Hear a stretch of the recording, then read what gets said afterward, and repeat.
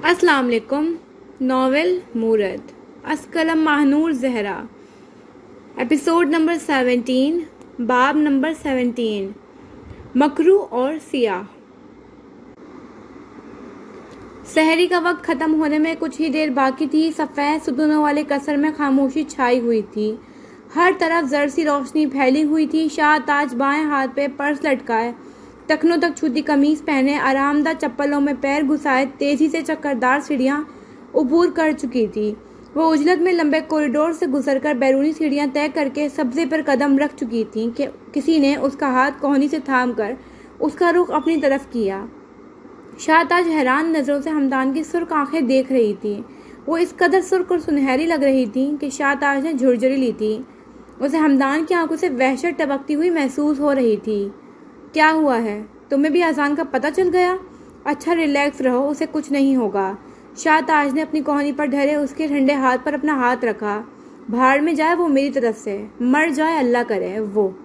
हमदान जोर से धाड़ पड़ा था। आहिस्ता। शाहताज उसका हाथ थामकर सीढ़ियों की एक तरफ खींच लाई थी जहां से वो दोनों सर्वेंट क्वार्टर की तरफ दिखाई न देते। इस घर में हमारे अलावा नौकर भी हैं जिनमें कुछ गजाला के वफादार हैं। आहिस्ता बात करो। शाहताज ने उसके सुनहरे बाल बिखेरे थे। वो यकदम ठटकी थी। उनका हाथ हवा में मौलिक रह गया था। कहीं तुमने तो शाहताज ने जुमला अधूरा छोड़ दिया था। कत्ल का बोझ उठाना इतना आसान नहीं होता। अकेले उठाना तो बिल्कुल नहीं। कत्ल के बाद सबूत मिटाना दर्द सर होता है, और सबूत मिटाते मिटाते इंसान आधा रह जाता है, वो खाली हो जाता है। उसका हाथ हमेशा हमेशा के लिए मकतूल के खून से सुर्ख ही रहता है। इट्स ओके, तुमने कुछ नहीं किया। ओके, कुछ भी नहीं। तुम तो वहाँ थे ही नहीं। सारा दिन घर रहे क्योंकि तुम्हारा मैदा खराब था। घर के सारे नौकर गवाही देंगे इस बात की। तुम कहाँ गए थे ताकि जल्द अज जल्द मैं वहाँ की सीसीटीवी फुटेजेस क्लीन करवा सकूं? शाहताज तेज तेज बोलते हुए हमदान को हैरान कर रही थी। आपने डैडी के साथ भी ऐसे ही किया था? शाहताज को हैरत का झटका लगा था। किसी ने जैसे उसके पैरों से जमीन खींच दी थी। वो गंग खड़ी हमदान को देखने लगी जिसके चेहरे पर खून जमा हो रहा था। बल्कि वो मेरा बाप था भी या नहीं? हमदान ने चबा चबा कर अल्फाज अदा किए थे। शाहताज का गला खुश्क होने लगा था। हमदान को पता लग जाएगा और वो उसे कटहरे में खड़ा करेगा। ये तो कभी शाहताज ने सोचा ही नहीं था। ये लम्हा तो बहुत भारी था। वो मेरा बाप था कि नहीं? हमदान ने उन्हें दोनों बाजू से पकड़कर झंझोर डाला था। शाहताज फटी फटी आंखों के साथ हमदान को देखने लगी जिसकी आंखों से आंसू बहने लगे थे। उसकी उंगलियां शाहताज के बाजू में खुब रही थीं। झूठ झूठ किससे सुना? शाहताज ने बमुश्किल थूक निकला था। तो आपने डैडी का पोस्टमार्टम क्यों नहीं होने दिया था? उसने सिर्फ डैडी को मारा और गूंगी को क्यों नहीं मारा? वो सिर्फ उसकी ज़बान क्यों लेकर गया? डैडी अपनी ज़िंदगी के आखिरी दिनों में क्यों मुझसे खींचे खींचे थे? उन्होंने खुद एक दफ़ा बड़बड़ाते हुए कहा था कि मैं भी कहूँ इसकी आंखें हम पर क्यों नहीं गईं। मैं पूछते रह गया डैडी क्या मतलब है इस बात का, लेकिन वो खामोश रहे। बताएं, वानिया सच कह रही थी। हमदान ने शर्ट के आस्तीन से नाक पहुंची थी। शाहताज ने बेआवाज वानिया का नाम लिया था। उनका दिल चाह रहा था कि वो भी जाते ही वानिया की जबान काट लें। मेरे सर की कसम खाएं। हमदान ने शाहताज का हाथ अपने सर पर रखा था। खाएं ना कसम। शाहताज के होठ कपकपा रहे थे। इतनी काली और लंबी रात, काश आजान की मौत की खबर आ जाए। काश फजर की आजान गूंज उठे और वो खामोश हो जाए। वो सुबह तक कुछ न कुछ बात बना ही लेंगी, मगर इस वक्त वो मफलूज हो गई थी। उनका हाथ हमदान के सर पर ढीला पड़ गया था। हमदान माँ की आंख से आंसू टपकते आंसू को देखकर 2 कदम पीछे हटा था। क्यों? हमदान ने बेयकीनी से उन्हें देखा था। सन्नाटे में उसकी आवाज़ गूंजी थी। उसे एकदम ही वो अजनबी लगने लगी थी। मकरू और सियाह, मुझे तो गाली बना दिया आपने। और किस किस को पता है कि मैं वजीर रज़ाक की औलाद नहीं हूँ? और किस किस को पता है कि मेरे बाप को आपने मारा है? आप कातिल हैं। ओ हमदान ने सर के बाल खींचे थे। वो किसी नतीजे पर पहुंचा था। क्या गूंगी? उसने हैरत से माँ को देखा था। इसीलिए आपने उसकी ज़बान काटी कि वो किसी को सच्चाई बता ही ना सके। ओह, इतना जुल्म हुआ 2.5 साल पहले। उस जैसी लो बर्ड को भी मेरी पैदाइश की हकीकत का पता है। खामोश हो जाओ, कोई सुन लेगा। बस। शाहताज बेबसी से रो पड़ी थी। वो कब ऐसे रोई थी? शायद कभी भी नहीं। تم قبول نہیں کیے جاؤ گے، تم اور میں اس محل سے بے دخل ہو جائیں گے، سب تمہارے لیے کیا ہے میں نے، خاموش ہو جاؤ۔ شاہ تاج نے اس کے آگے دونوں ہاتھ جوڑے تھے۔ اگر وزیر باپ بننے کے قابل نہیں تھا تو آپ کو کسی دوسرے مرد ہمدان نے دانت چبائے تھے۔ وہ جتنا بھی بدتمیز یا بولڈ صحیح، مگر ماں کو دوسرے شخص کے ساتھ تصور کر کے ہی اسے گھن آئی تھی۔ جیسا تم سوچ رہے ہو ایسا کچھ نہیں ہے۔ شاہ تاج نے اپنے گال رگڑ ڈالے تھے۔ تو کیا کیا تھا آپ نے؟ اڈاپٹ؟ آپ کو شرم نہیں آئی میرے باپ کو دھوکہ دیتے ہوئے؟ میں نے ایک انگریز سے سپرم لیا تھا، اس نے اپنی مرضی سے دیا تھا، اور اسے پیسے ملے تھے۔ جیسے تم نے سوچا ویسا کچھ نہیں ہوا۔ واو! ہمدان نے زوردار آواز سے ہاتھ پیٹ ڈالے تھے۔ اتنی عقل مند ماں! آپ جانتی ہیں آپ کی وجہ سے ہر عورت ناقابل اعتبار ہو گئی ہے میرے لیے۔ نہ جانے میری بیوی لائل ہوگی یا نہیں، میری اولاد میری ہوگی یا نہیں، ایون اذان اور عفان بھی اپنے باپ کے ہیں یا نہیں۔ بس کر دو! شاہ تاج بھبک کر رو دی۔ مجھے اب پتہ چلا کہ میرے اندر شر کہاں سے آیا۔ آپ سے حرام کی پیداوار ہوں اور ماں بھی آپ کی جیسی ملی تو میں کہاں سے اچھائی اور برائی میں فرق سیکھتا۔ آپ نے تو احساس کمتری کا شکار کر دیا ہے مجھے نفرت ہونے لگی ہے ان سے جو اپنے ماں باپ کے ہیں، نفرت ہو رہی ہے ان عورتوں سے جو اپنے شوہروں کے ساتھ لائل ہیں۔ کیا آپ اور بی بھی اپنی ماں باپ کے نہیں ہیں؟ شٹ آپ! شاہ تاج جیسے تڑپ گئی تھی۔ برا لگا؟ ہمدان نے پلٹ کر ماں کو دیکھا تھا۔ لگا نہ برا کہ کیسے آپ کی پیدائش کو میں نے حرام کہہ دیا؟ آپ تو خالص ہیں تو میرا سوچے میں اس وقت کیا محسوس کر رہا ہوں۔ ہمدان وقفے سے دانت چبا رہا تھا۔ اس کی کن پٹی کی رگیں پھول کر نظر آ رہی تھیں۔ مجھے سوچتے ہوئے شرم آ رہی ہے، آپ کو کرتے ہوئے نہیں آئی؟ میری پیدائش تو ایک سوال نشان بن گئی ہے۔ کل کو مجھے کسی نے کہہ دیا تو کہ تم اپنے باپ کے نہیں ہو تو کیا کروں گا میں؟ اچھا بس کرو نا۔ شاہ تاج نے آگے بڑھ کر اس کا ہاتھ تھامنا چاہا تھا کہ ہمدان پیچھے ہٹ گیا تھا۔ دور رہیں، اب سے میں اور آپ اجنبی ہیں۔ مجھ سے فضول میں بات کرنے کی کوشش بھی مت کیجیے گا۔ You are dead to me. Hamdan انہیں خونخوار نظروں سے دیکھتے ہوئے سیڑھیوں کی طرف پلٹا تھا۔ ہمدان! شاہ تاج سینے پہ ہاتھ رکھے بلک بلک کر رو دی تھی۔ وہ کسی ماہی بے آب کی طرح تڑپ رہی تھی۔ جس کے لیے سب کیا تھا وہی انہیں مار چکا تھا۔ وہ تو اسی کے لیے جیتی تھیں۔ ان کے پیروں میں طاقت ہی نہیں رہی تھی کھڑے رہنے کی۔ وہ گھٹنوں کے بل زمین پر گری تھیں۔ وہ کچھ پل یوں ہی بیٹھے بیٹھے بے آواز روتی رہیں۔ انہوں نے کبھی بین نہیں ڈالے تھے۔ وہ آنسو پہنچتے ہوئے اٹھنا چاہتی تھیں کہ سیڑھیوں کے پاس بش کے پیچھے انہیں لمبے بال نظر آئے تھے۔ ان لمبے بالوں میں سرخ رنگ بھی جھلک رہا تھا۔ کچھ دنوں پہلے ہی نور نے اپنے بال نیچے سے سرخ کروائے تھے۔ نور؟ شاہ تاج کا ماتھا ٹھنکا تھا۔ پرس وہیں گھاس پر گرا کر وہ اٹھی تھیں اور دبے قدم بش کی طرف بڑھی تھیں۔ جیسے جیسے وہ نزدیک ہوتی تھی نور کی پشت واضح ہونے لگی اور بالآخر ان پر واضح ہو گئی کہ وہ نور ہی تھی۔ اسی وقت اذان کی پہلی صدا گونجی تھی۔ شاہ تاج نے مٹھیاں بند کی تھیں۔ وہ آہستہ سے گھٹنوں کے بل بیٹھی تھی اور گال سیدھے ہاتھ کی پشت سے رگڑ ڈالے تھے۔ تو انہیں اس چھوٹی سی بچی کی بھی زبان کاٹنی پڑے گی، لیکن یہ تو نور کی بات ہی واضح کرے گی۔ اذان کی صدائیں گونجنے لگی تھیں۔ فضا میں بس فجر کی اذان کی آوازیں تھیں۔ نور!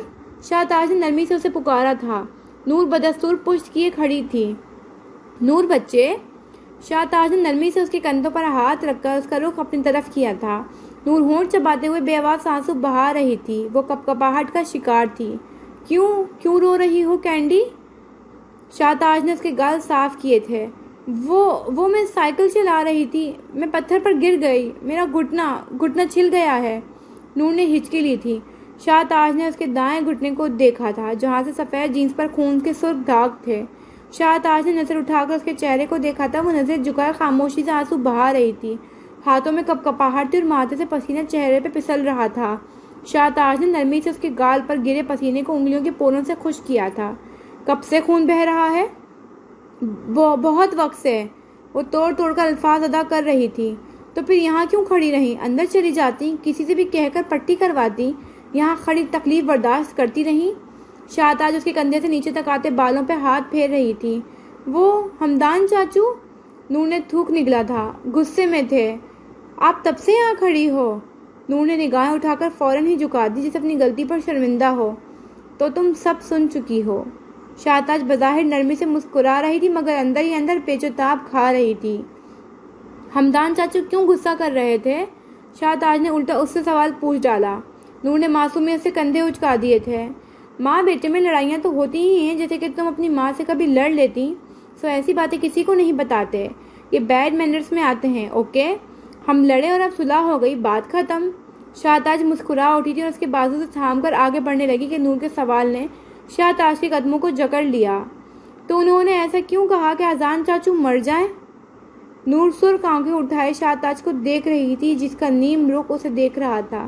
ان کے چہرے کا رنگ متغیر ہو رہا تھا۔ شاہتاج نے آہستہ سے اپنے سرخ بالوں میں ہاتھ پھیرا۔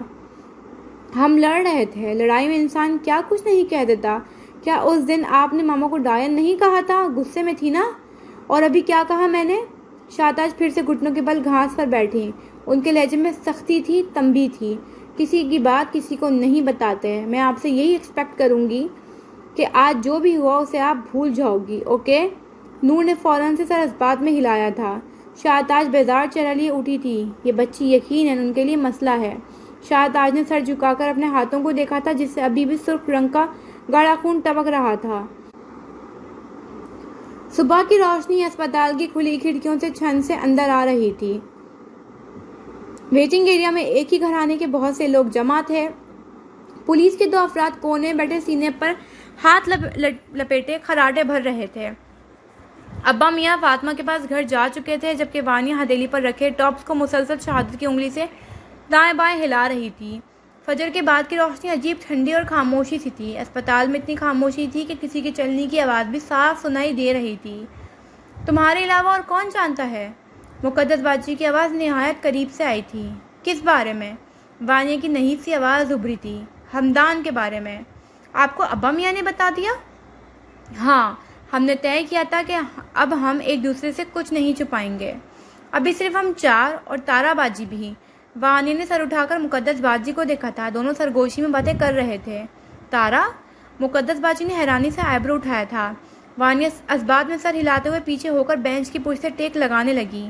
عفان سر نیچے کی سامنے والی بینچ پر بیٹھے بیٹھے سو رہا تھا۔ شاہتاج نے اپنے شوہر کا قتل خود کیا تھا اور تارا باجی اس واقعے کی عینی شاہد ہیں۔ شاہتاج خوف میں مبتلا تھی اور اس نے تارا باجی کی زبان کاٹ ڈالی، اسے خوف میں مبتلا کیے رکھا۔ وہ اس قدر خوف زدہ تھی کہ شاہتاج جو کہتی رہی وہ کرتی رہی۔ اسے بالکل اکیلا اور خوف زدہ رکھنے کے لیے شاہتاج نے اس کے باپ سے قتل کروا کر اسے جیل بھیجا اور اسے بھی مروا دیا۔ مقدس باجی حیرت سے منہ کھولے وانیہ کو سن رہی تھی۔ اسے ایسا لگ رہا تھا جیسے وہ کسی بھیانک فلم کا سین سن رہی ہو۔ تم کب سے جانتی ہو یہ سب؟ مقدس باجی کے چہرے کا رنگ اب تک اڑا ہوا تھا، بہت عرصہ پہلے سے، لیکن اب اس کے بیٹے نے حد کر دی تھی، اس لیے اس کے نالائق بیٹے کو اس کی حقیقت بتانا ضروری تھا۔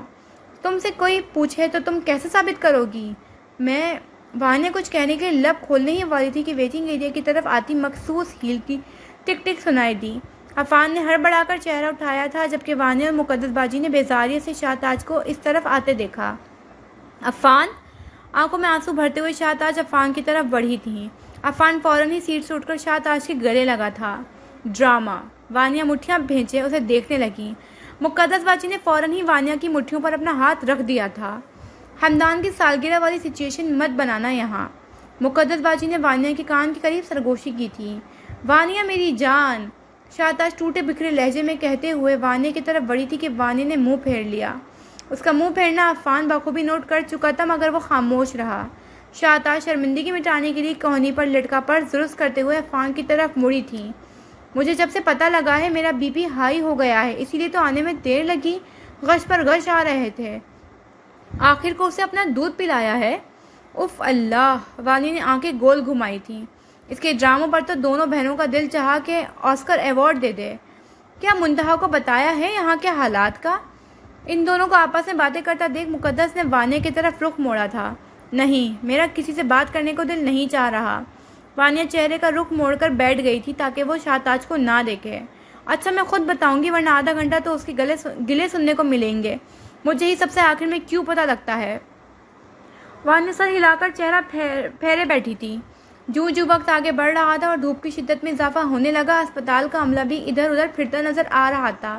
فجر کی خاموشی کی نسبت چہل پہل شروع ہو چکی تھی۔ وانیہ مقدس باجی کے کندھے پر سر رکھے نیم خوابی کا شکار تھی کہ کسی نے کندھا ہلانے پر فوراً آنکھیں کھول کر سیدھا بیٹھ گئی تھی۔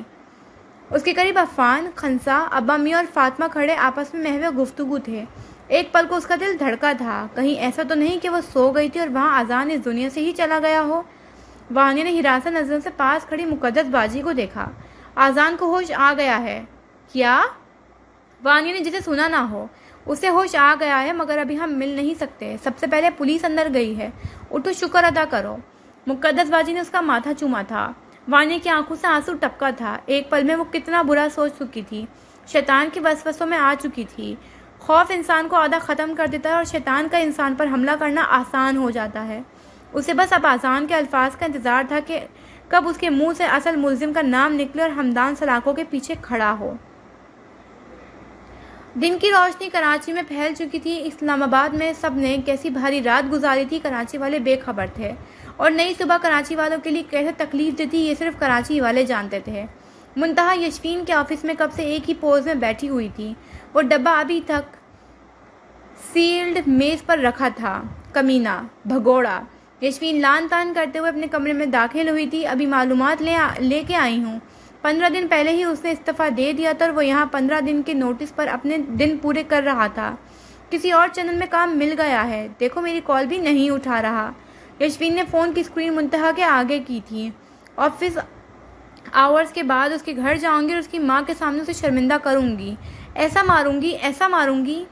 بھیک نہیں چاہیے، منتہا نے آہستہ سے کہتے ہوئے اس کی بات کاٹی تھی۔ کیا مطلب؟ یشفین بالوں کے جوڑے باندھتے ہوئے اس کے سامنے ہی کرسی پر بیٹھی تھی۔ مجھے صرف اس سے اس سوال کا جواب چاہیے کہ منگنی ایک دم سے کیوں توڑ دی؟ اگر نکاح کر لیا تھا تو ہمیں اعتماد میں کیوں نہیں لیا؟ لیکن مجھے اس کا ساتھ نہیں چاہیے، اس لیے نہیں کہ میں اپنے دل میں اس کی جگہ نہیں بنا پائی۔ میں نے کوشش کی اور اس کے لیے یہ جاب بھی چھوڑنے کو تیار تھی تاکہ ذرات بار بار میری آنکھوں کے سامنے نہ آئے اور میں پورے خلوص دل کے ساتھ اس کے ساتھ رہ سکوں، مگر میں دھوکے باز نہیں تھی۔ تم تو مجھے اس کی محبت کے قصے سناتی تھی، یہ تھی اس کی محبت؟ پہلے وہ خوف کا شکار رہا، میں شائع ہوں کہ پردے کے پیچھے کھڑا رہا، اور اب بھی وہ ایک پردے کے ہی پیچھے چھپ گیا۔ وہ مجھے فیس ہی نہیں کر سکا، اور مجھے ایسا مرد نہیں چاہیے جو ڈرپوک ہو۔ میں اس سے صرف وجہ جاننے کی کوشش کرنا چاہتی ہوں، میں اسے تمہارے ساتھ نتھی نہیں کرنا چاہتی۔ اس نے تمہیں ایسے چھوڑا جیسے مجھے یرغمال کمال نے چھوڑا تھا۔ اٹس اوکے تانی۔ یشفین کرسی کے پہیے گھماتے اس کے قریب لے آئی تھی۔ میں بھی ایسے وقت سے گزری ہوں، مجھے تو اس شخص سے سخت قسم کی محبت تھی، پھر بھی میں نے اپنے ٹوٹے دل کو جوڑنے کے نشان اب بھی نظر آتے ہیں، مگر کم از کم وہ جڑ تو گیا ہے۔ ہیلنگ ہمیشہ وقت لیتی ہے اور بعض چیزوں کو وقت دینا چاہیے۔ جانتی ہو محبت اذیت نہیں دیتی، محبت تو بہت خوبصورت جذبہ ہے، یہ تو ڈپریشن بھی کم کر دیتی ہے، بلکہ تکلیف اس شخص سے محبت دیتی ہے جسے محبت کرنا ہی نہیں آتا۔ I am sorry. یشفین نے منتہا کے دونوں ہاتھ پکڑ لیے تھے، آنسو یشفین کی پلکوں پر تھے۔ میں نے تمہیں اس کے لیے قائل کیا، اس کے لیے تمہارے گھر والوں سے بات کی، وہ کم ہمتہ میں جانتی تھی، وہ محبت کرنا سیکھا ہی نہیں تھا، ورنہ کچھ بھی ہوتا وہ تمہارے ساتھ کھڑا ہوتا۔ نہ جانے وہ اتنے سال مجھے بیوقوف بناتا رہا کہ تم سے محبت کرتا ہے یا اصل حقیقت کچھ اور ہے۔ بہرحال ہم لڑکیوں کو یہ بات دل پر نہیں لینی چاہیے، غم ہوتا ہے مگر اس غم کو زیادہ محسوس نہیں کرنا چاہیے، وہ بھی ایسے شخص کے لیے جو ڈیزرو ہی نہ کرتا ہو، بلکہ ہیل ہو کر اسے دکھانا چاہیے کہ ہم کمزور نہیں ہیں، کہ تمہارے چھوڑ جانے سے ٹوٹ جائیں گے۔ اگر تم زندگی میں آگے بڑھے ہو تو زندگی میرے لیے بھی تنگ نہیں ہے۔ او کم آن۔ منتہا ہاتھ چھڑاتے ہوئے کھڑی ہو گئی تھی۔ تمہیں لگتا ہے میں منتہا عالم اس کا سوگ مناؤں گی جو اس قابل ہی نہیں تھا کہ اس کے لیے آنسو بہائے جائیں؟ مزے کی بات ہی یہی ہے کہ مجھے رونا نہیں آ رہا، مگر اس کی بے وفائی پر تکلیف ضرور ہے۔ اور امی؟ منتہا گہرا سانس بھرتے ہوئے کھڑکیوں کی طرف بڑھی تھی جہاں دھوپ شدت سے پڑ رہی تھی۔ امی کو تکلیف ہوگی، ان کے نزدیک بیٹی کا رشتہ نہیں ٹوٹنا چاہیے، پر ابا میاں؟ منتہا سینے پر ہاتھ باندھتے ہوئے مسکرا دی تھی۔ وہ کول ہے، وہ مجھے سمجھیں گے۔ اچھا ہوا اس کی دی ہوئی انگوٹھی نہیں پہنی، ورنہ اتارتے ہوئے تکلیف ہوتی۔ میں وہ تمام چیزیں اس کے منہ پر مار کر آؤں گی۔ گڈ، میں بھی ساتھ چلوں گی۔ اسلوت کہنا بھی اس جانور کی توہین ہے۔ بہرحال میں ذرا پروڈیوسر صاحب سے مل کر آتی ہوں، ادھر ہی رکنا۔ اچھا؟ یشفین اس کی پشت دیکھ کر دروازے کی طرف بڑھی تھی، چاہے منتہا انتظار کرنے سے اجتناب برت رہی تھی، مگر وہ جانتی تھی کہ منتہا اندر سے تکلیف میں ہے۔ وہ بلا وجہ ہی اسے ٹھکرا کر چلا گیا تھا، اور نکاح؟ یشفین کو نہ جانے اس بات پر یقین کیوں نہیں آتا تھا۔ یشفین لفٹ کے قریب پہنچی جب ذرات کے دائیں طرف کھڑا ہو گیا۔ وہ کالی شرٹ کے آستین موڑے نہایت سنجیدہ لگ رہا تھا۔ منتہا کی منگنی ٹوٹ گئی ہے؟ جی۔ उसकी गैर मुतवक्का आमद पर यशवीन बदक कर पीछे हटी थी। फारिस ने मंगनी का सामान वापस कर दिया है? जी। और मुंतहा का क्या रिएक्शन है? वो ठीक है, ठीक हो जाएगी। यशवीन ने लहजे को सिरसरी बनाया। वो हैरानी का शिकार थी कि जर्रार को किसने बताया था और वो इतनी दिलचस्पी क्यों ले रहा है। अच्छी बात है, कोई वजह बताई उसने? जर्रार हत्तुल इम्कान खुद को कंपोस्ट रखे हुए था। यशवीन को हैरत चक्कर आने लगे। वो क्यों मुंतहा में दिलचस्पी ले रहा था? इतने सवाल तो एचआर ने भी नहीं पूछे थे। नहीं जी, यशवीन ने दाने से निकाह वाली बात छुपा ली थी। ठीक। जर्रार सर हिलाते हुए वापस मुड़ा था। यशवीन गर्दन मोड़े उसे तेज से सीढ़ियां से उतरता देखने लगी।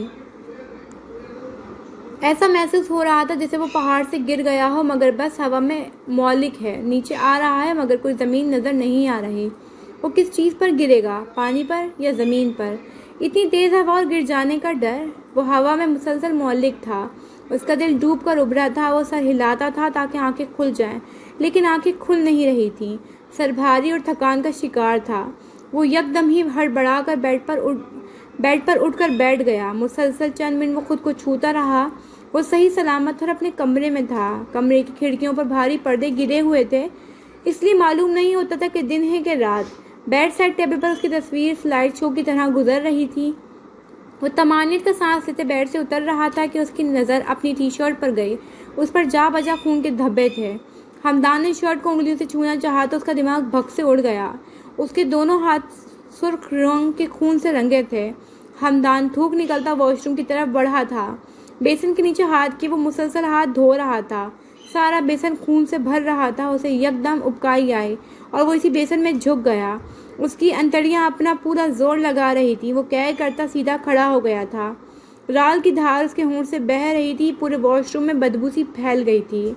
उसकी नज़र आईने पर पड़ी। उसके होंठों के करीब भी खून के धब्बे लग चुके थे। वो खौफजदा होते हुए शावर की तरफ भागा था। उसके नीचे खड़े होते ही पानी खुद ब खुद उस पर बहना शुरू हुआ।